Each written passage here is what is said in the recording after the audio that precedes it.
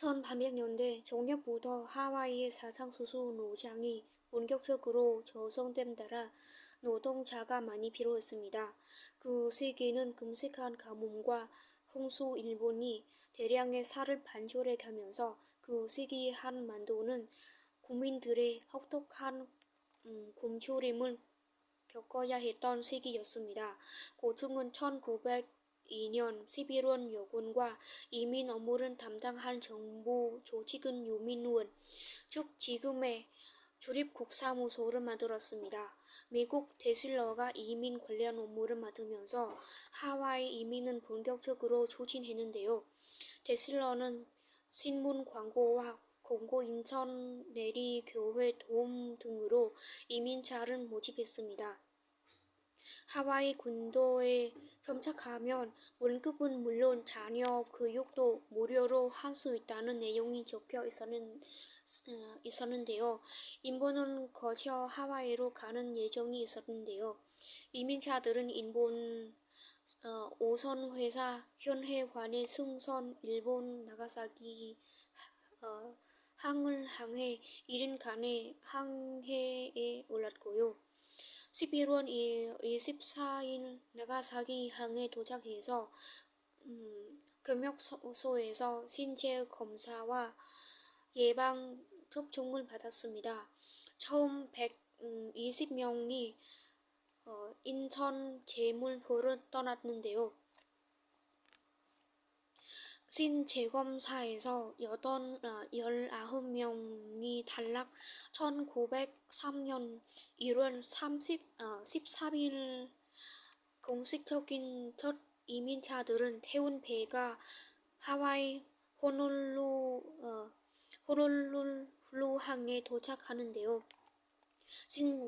신체 검사에 탈락한 8명과 그들의 가족 8명을 합쳐 총 16명 입국에 허락되지 않았습니다. 결국 86명이 하와이 땅을 밟을 수 있었습니다. 더 나은 삶을 향해 고향을 떠났던 하와이 이민자들의 삶 어땠을까요? 하와이 저역 사상수소 노장이 배치된 이민자들은 정말 두꺼운 햇볕 아래 역할한 환경 속에서 일을 해야만 했죠. 계약상 하루 노동 시간은 10시간이 있었는데요. 이민자들은 무더운 태양 아래서 호미와 괭이로 노장을 이꾸고 억센 수수대를 칼로 잘라내야 했습니다. 사상수소 노장주들은 같은 국적의 사람들이 모여 노동조합을 만드는 것은 경계했기 때문에 말이 통하지 않은 다양한 사람들과 함께 일을 해야 했습니다. 고된 노동에 비해 그 급여는 만족스럽지 않았습니다. 이민자들의 2개월 동안 일을 맞으며 방고는 이름 대신 불리던 번호를 뜻합니다. 당시 성인 남자의 월급은 1개월에 17달러였고요. 여자의 소녀 경우에는 1인 50센트에 불과했다고 합니다. 정말 넉넉지 못한 이민자의 삶이었네요. 하와이 이민은 1905년 4월 초 고종이 이민 금지령을 내리면서 공식 종료되기까지 7년 명이 있었다고. 하와이 이민자 중에는 이런 사람들도 있었습니다. 바로 남편은 직접 만나보지도 못한 제 사진 한 장만 보고 먼 하와이로 사신 신부들이 있었습니다. 하와이 이민의 남성의 수가 많아서 결혼하지 못한 사람들이 굉장히 많았다고 하는데요. 이후 10년부터 1924년까지 약 1000명의 한국 여성이 사지는 동해 하와이 남성 이민자들과 선언 본 뒤 결혼하기 위해 하와이로 건너가게 됨에 따라 하와이 한인사회가 형성이 됩니다.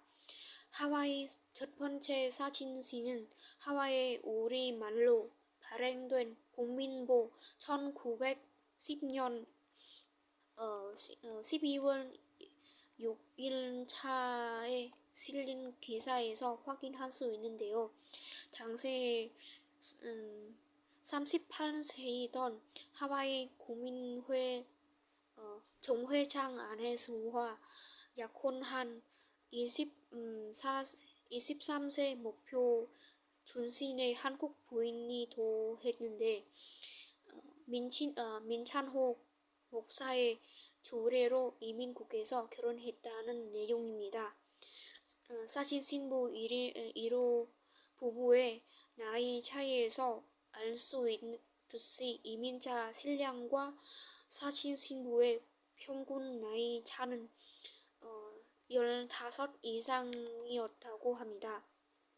하와이가 지상의 낙원이라는 말에 또 친성 식구들은 먹여 살리기 위해 또 좋은 교육을 받기 위해 또 애국하고 싶어서 그러나 그들은 기다리고 있는 건 사진보다 훨씬 나이 먹은 남편과 고된 노동이 있었습니다. 고국으로 보낸 사진들은 대대 100년 전 조선에서 하와이 이민 노동자들은 모집할 때 찍은 사진들이거나 남의 저택이나 좋은 다른 배경으로 연출한 사진들이 있었기 때문에 사진부들은 하와이에 도착하자마자 만난 나이 먹은 남편을 보고 깜짝 놀란 수밖에 없었던 겁니다. 하지만 고국으로 돌아갈 백삭도 없었습니다.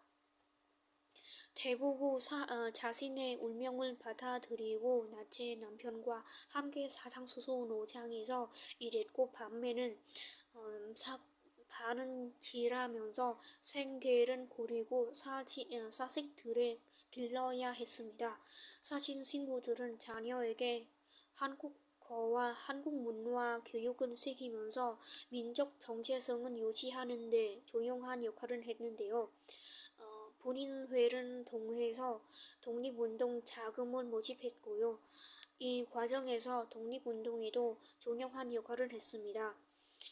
힘든 삶 속에서도 조국의 독립을 했던 하와이 이민자와 사진 신부들의 삶은 정말 자료 곳곳에서 확인할 수 있습니다. 1911년 8월 하와이 호놀룰루 신한국보사가 출판한 대통위인 안중 근처에는 1909년 12월부터 4개월간 안중근 의사의 재판 변호사 비용들은 조달하기 위한 의원금 모금 결과와 남보자 명부가 적혀 있었습니다. 모금은 155명이 0.25달러에서 최대 15달러까지 성공했으며 총 2,965년 달러가 모였는데요. 의원금 납부 명부를 확인한 결과 하와이 이민자들은 사상수소 노장에서 번 돈의 15는 일은 대에서 독립운동 자금으로 지원을 했다고 하고요. 사진 신부들은 조제적으로 힘을 모아서 대한부인구제회라는 여성 최대 독립운동단체를 도착하기 같이 합니다. 식민지가 된 도적의 아픔을 느꼈던 사신 신부들은 먼 타국에서도 김치를 만들어 팔았고 재봉질을 하면서 춘향전과 같은 연극을 해티켓은 판 기금을 모아서 독립군대에게 보냈다고 합니다. 사신 신부들이 고심점이 된 하와이 민 1세대의 고국 사랑은 광복 후에도 이어지죠.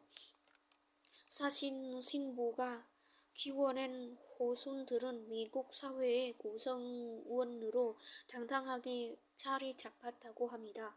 먼 타국에서 같은 고생을 하면서도 조립은 받았던 하와이 이민자들의 마음의 가슴이 먹먹해지면서 뜨거워집니다.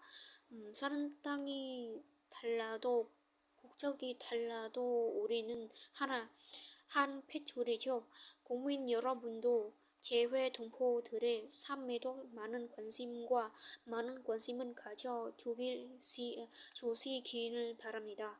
세계 곳곳에서 활약하고 있는 재외 동포들에게도 응원과 감사의 인사를 올립니다.